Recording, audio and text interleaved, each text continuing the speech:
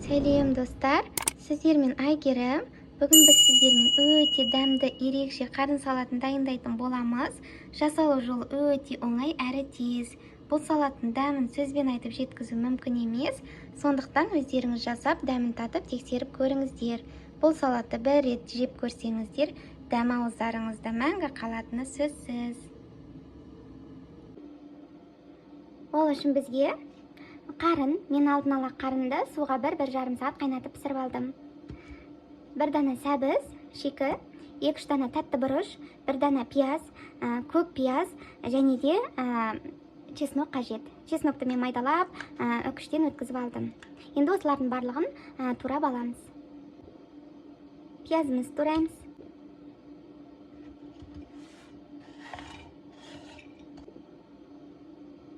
Сәбізімізді үкіштен өткізіп алдық. Мінекей өткізіп алдық. Енді бұрышымызды турайтын боламыз.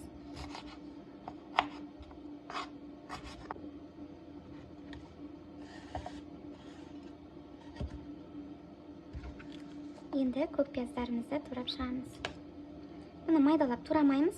Тек бас жағын алып тастаймыз, ақ жерін.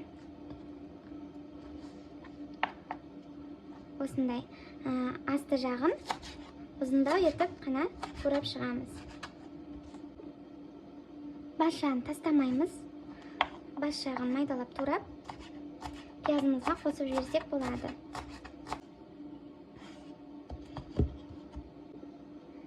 Мінекей салатымызға қосатын барлық салмаларын турап дайындап алдық. Енді қоратын боламыз. Ең алдымен табамыздың астын жағы майды қыздырып алатын боламыз. Мен май құйып дайындап қойдым. Майымыз қыза бастаған кезде пияздарымыз саламыз.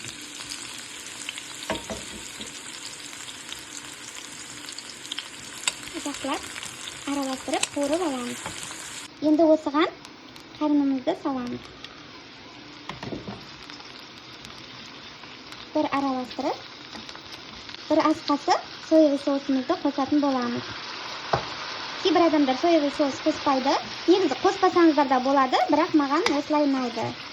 Сол кезде дәмі өзгеше болып шығады.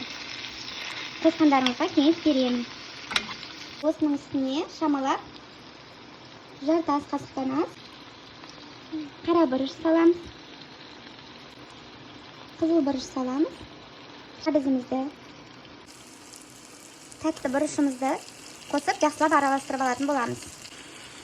Мінекей араластырып алдым. Енді осының үстіне 1 шай қасық чесногымызды саламыз. Майда үкіштен өткізілген. Негізінде мен тәтті бұрыш салдым. Тәтті бұрыштың орнына ашты бұрышта салсаңыздар болады, егер сіздерге аштылау ұнайтын болса. Жарты ас қасық томатная пастаға кішкене су араластырып алдым. Осыны құятын боламыз. Қақпағын жауып, газымыздың астын баяулатып, 1-5 минуттай осылай қойып қоятын боламыз. Енді ең артынан көк пиязымызды саламыз. Бір араластырып алсақ, салатымыз дайын болады. Бұны пісіріп қажет емес. Бір араластырып, бетін жауып, газымыздың астын өшіретін боламыз. Осылай 1-5 минут тұруы қажет. Содан соң барып, біздің салатымыз дайын деген сөз. Мінекей 5 минут тұрды. Толық дайын болды. Дәмді ерекше болып шықты. Жасалу жолы өте оңай әрі тез. Сондықтан міндетті түрде жасап көріңіздер. Дәмін сөзбен айтып жеткізу мүмкін емес. Сондықтан сіздерге 100% жасап көруге кеңес беремін. Ас болсын.